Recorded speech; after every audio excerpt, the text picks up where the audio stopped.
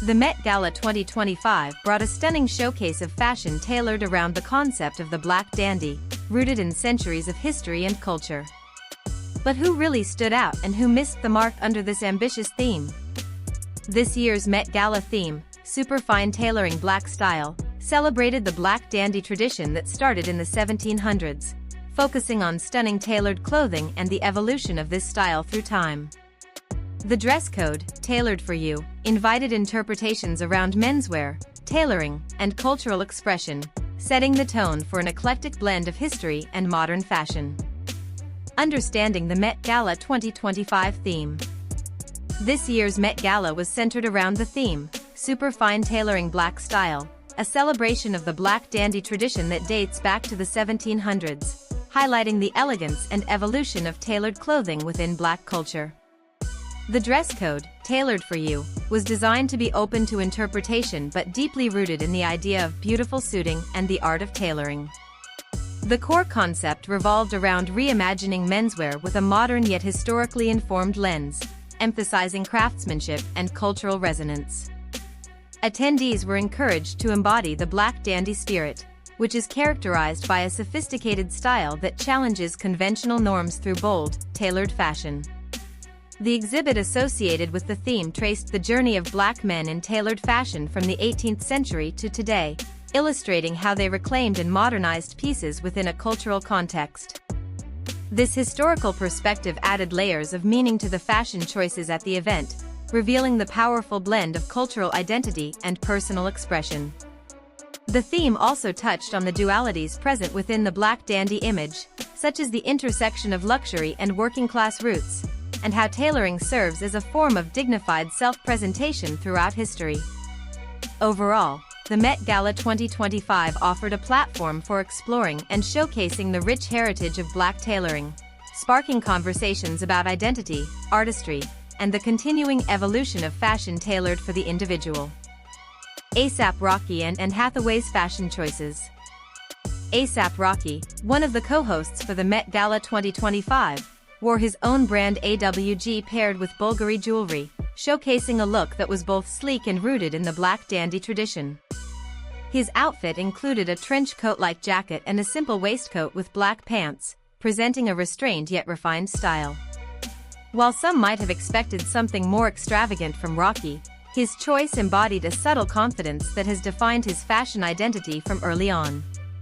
This understated take on the theme emphasized beautiful tailoring over flashy statements, demonstrating Rocky's deep connection to the black dandy spirit and its evolution. In contrast, Anne Hathaway's look, designed by Carolina Herrera and accessorized with Bulgari jewelry, leaned more towards a classic interpretation but felt somewhat disconnected from the theme. She wore a white cotton button-down shirt paired with a skirt that resembled more of a casual daywear ensemble than the tailored elegance the gala demanded. While the necklace was a bright spot, offering some redeemable flair, the overall outfit lacked the sharp tailoring and dramatic impact that defined many other attendees' looks. Some suggested a ball gown or a more structured bolero might have elevated her appearance, true to the black dandy aesthetic.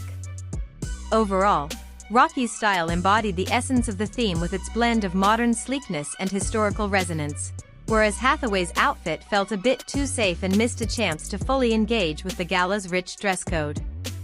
Both looks illustrate how different interpretations of the black dandy theme can play out on such a high-profile stage, though Rocky's approach resonated more strongly with the spirit of tailored refinement and cultural homage that the event celebrated.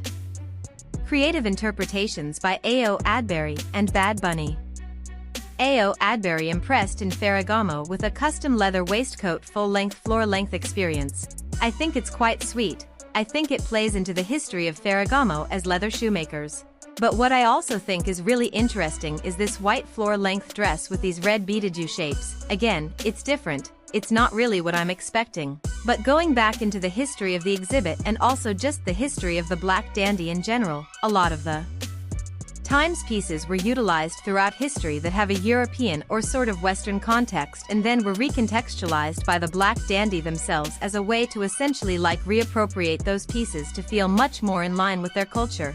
So, what would happen is you would see a beautiful jacket that was maybe a bright red, which now maybe was not in fashion or was a little bit older, and so it was like, oh well, no, that correlates to my love of color and my love of texture or things like that, and so they're incorporated. So I think that's kind of what I'm looking at here, is I can feel there's some sort of cultural touch going on with the red beads in there. I think the bright colors, I think just the movement of them as well. The shape, it's just a cool, interesting, different look. It might not be my personal taste, but I think all of the elements separate are interesting and then together just different lens. Next up, we have Bad Bunny, who is wearing custom Prada. I really love the suit. I actually think that the colors work. This brown double-breasted style is great. I like the lighter brown shirt, and I like the yellow tie, the crystal gloves. Misha Prada would be very proud of them. Like, they're just cool. I'm sure that if she doesn't already have a pair, she will incorporate a pair into her wardrobe. They're just that perfect weird crystal embellishment of Prada pieces that you come to know and love. This big bowling bag, which I feel like he said there was, I don't know, some sort of weird items inside or something, but either way, like, love the playback into the history of Prada and like their luxury leather goods. But the thing that's most interesting to me is this hat, which a bunch of people informed me about. So thank you to all of you. I'm going to read from Alejandra, who is telling me about it in the DMs. This hat is called a pava, which was historically worn by Puerto Rican gyeros, who were the men who worked in fields and outside in Puerto Rico, such as farmers. So I actually not only think that the pava is really beautiful, but I'm also really interested in that tie into chic, just in the sense, but also like that idea of working class sort of style and things like that. And something that I thought was really interesting when we were listening this morning to Coleman Domingo talk is talking about his stepfather's working-ass clothing and style during the work week, and then on the weekends he sort of dressed up and was really into clothing and really into, you know, all of those kinds of things. So, I like this idea and dichotomy of sort of like luxury and high fashion, and the dandy is the super chic dapper guy. But at the same time, there are these sort of working-class historical connotations to the black dandy because of the enslavement and all of those things that went on for hundreds of years, and then on top of it, I just really like the pav. I think it's very chic. Diving into black heritage, Coleman Domingo to Doicat. Coleman Domingo's Valentino look paid homage to African heritage and ancestors with a blue pleated cape complemented by a refined suit. The cape featured almost like a collar or plait around his neck, adorned with sequins, droplets, and jewelry. Initially, it might seem simple or even puzzling, but the inspiration behind it is profound. It reaches back to Africa and the Moors, referencing the adornment traditions and the way jewelry and fabrics were worn to convey cultural significance. The blue color was also meaningful. It was his mother's favorite color, and historically, freed enslaved people often first wore super fine blue wool. So, this choice resonates deeply with historical narratives. Additionally, Coleman aimed to bring people, including ancestors and those who came before, onto the carpet with him, making the event a communal celebration of history and legacy. After shedding the cape, he wore a simple yet stylish Valentino suit. The suit had a gridded style with a neck cravat adorned with a big polka dot flower, paired with gray trousers, a striped white shirt, and black shoes. The look was clean, graphic, and imbued with different textures and prints. While not the most striking Coleman look, it carried meaning and was a thoughtful expression of the theme. In contrast, Doicat's Marc Jacobs ensemble took a bolder, more extravagant route, wearing a zoot-suit bodysuit inspired by Grace Jones and Marc Jacobs's latest collection. The look featured an exaggerated cheetah style, pushing out in the front with 3D volume that commands attention. Its inspiration came from the zoot-suits popular among young black men in the 1930s and 40s, which were controversial for their excess fabric during wartime rationing. This was also a time when black dandies were sometimes seen as defiant figures, not conforming to mainstream society's expectations. Doicat's modern twist included 80s-style exaggerated shoulders and pinstripes, marrying past and present fashion elements seamlessly. The cheetah print also reinforced her feline-inspired persona, and the overall look was fierce, fun, and unapologetically bold. These two looks exemplify how the Met Gala embraced Black heritage in diverse, powerful ways, with Coleman Domingo connecting to deep cultural roots and history, and Doicat channeling rebellion and boldness through fashion that told stories beyond the surface. Standouts and misses, from Gigi Hadid to Lana Del Rey. Gigi Hadid's Mayumi dress sparked debate as it diverged from the tailored theme while celebrating Black designer Zelda Wynn Valdez.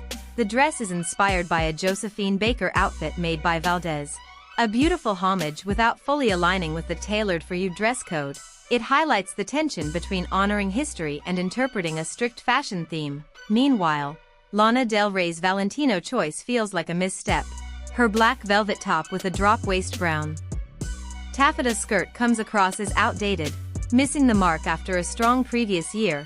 A tailored suit or jacket would have been a better choice, especially considering the theme's focus on sharp suiting and black dandy aesthetics. Her look feels regressive in that context, making it stand out for the wrong reasons. It's a reminder that the Met Gala's thematic demands require a delicate balance of creativity and adherence.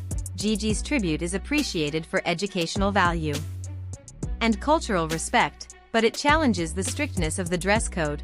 Lana's look, on the other hand, serves as an example of how even established artists can falter without that balance.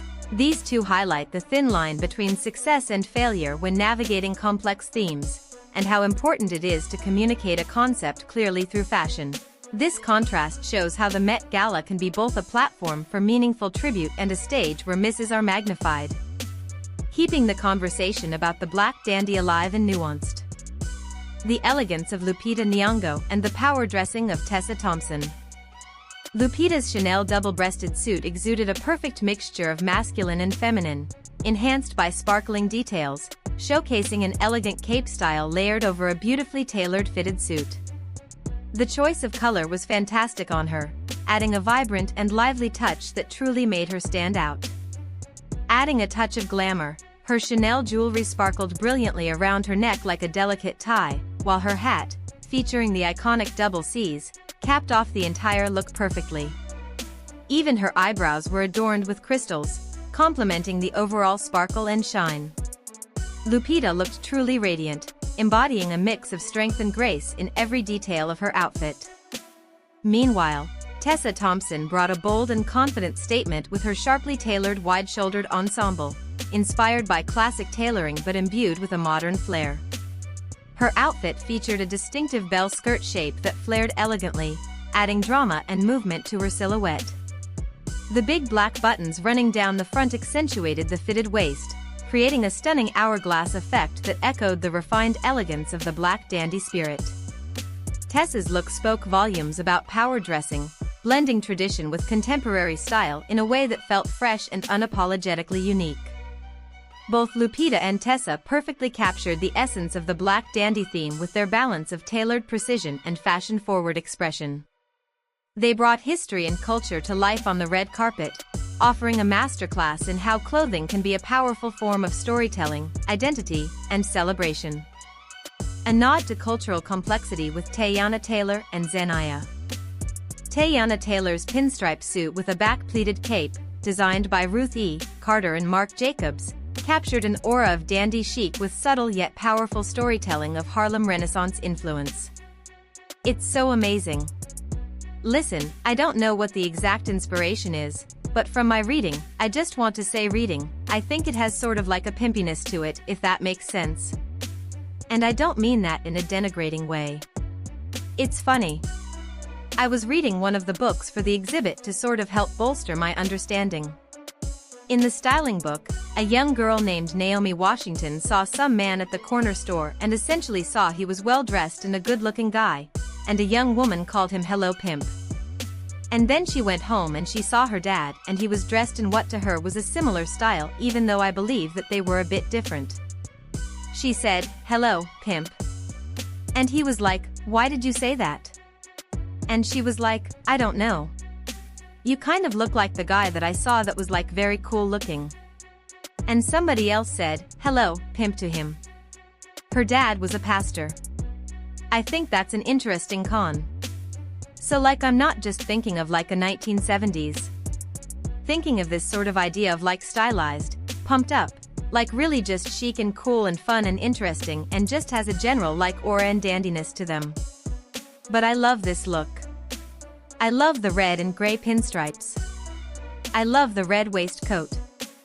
I love this big cape that has pleats in the back and then also says Harlem Rose on the bottom. It's also really funny that I bring that story up is because again Teyana is from Harlem and so understands the importance of Harlem too, you know. This idea of the dandy and the epitome and sort of the epicenter of 20th century black fashion culture. I don't want to say like in general, but like it definitely is a big part component important era, the Harlem Renaissance, things like that. So I think it's cool. I also love like the Marc Jacobs isms. I mean the Kiki boot that's custom matched the look. I think that she just did it so wonderfully. Like the hat with the big feather, but underneath is a do-rag and then also she's wearing the cane and the glove. Like, you know, there's the brooches and the jewelry. Like, it's all there. Like, it really is incorporating just this fullness and this embrace and this like why do I need to tamp myself down for the vantage point and viewpoint of others? Like, I'm just doing me, so let me be. It almost has like a zoot-suity kind of feeling to it only because when we look at the Kiki boot, you can see that it's tapered. It's obviously like not super dramatic. That is a little bit of the silhouette that you would have seen in a zoot-suit is that tapered at the bottom, but a little bit of excess of fabric that sort of pulls and drapes. Just thought she looked fantastic. And last but not least, we have Zendaya, who's wearing custom Louis Vuitton and Bulgari jewelry. Beautiful flared suit. It's custom. It's a three-piece. You can see the waistcoat. It's all in this lovely luscious cream. It has a tie. It has a matching hat. Anasai wore a similar look. Discuss that in the next video. It'll be like a bookend. You know what I mean? We'll start with that on the next one. So, don't worry. La Roche essentially said that this was inspired by different Bianca Jagger white looks. There were suits that she's worn. There were also skirt suits that she wore on her wedding day that were all white. Feel like I keep reading about Zendaya and like getting married. I wonder if that's maybe what we're alluding to getting at. And also, it's funny. I kept reading comments. People were saying like she's just going really simple like she knows when to do the exact opposite of everybody else is just go chill, go calm, don't do too much. And in a weird way, I'm not saying this is what her inspiration was at all.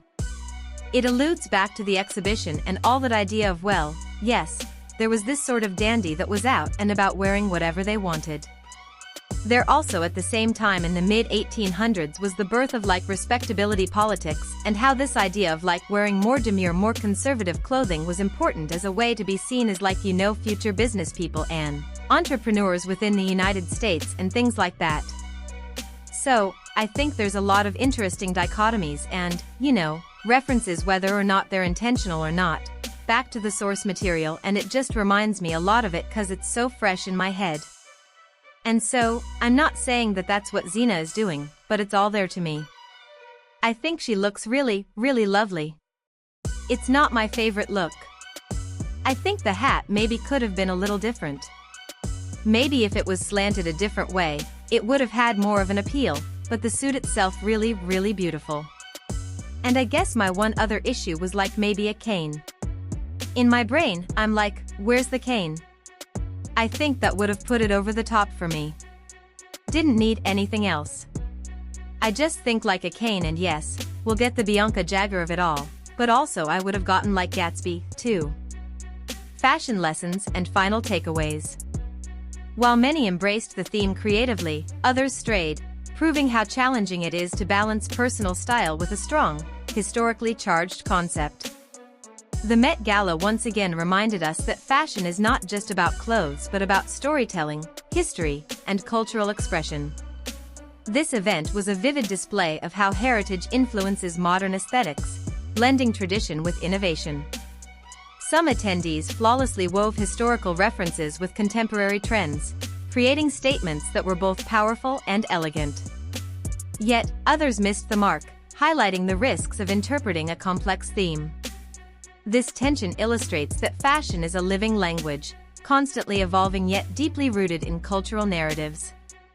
The Black Dandy theme especially showcased the importance of respect for origins while encouraging personal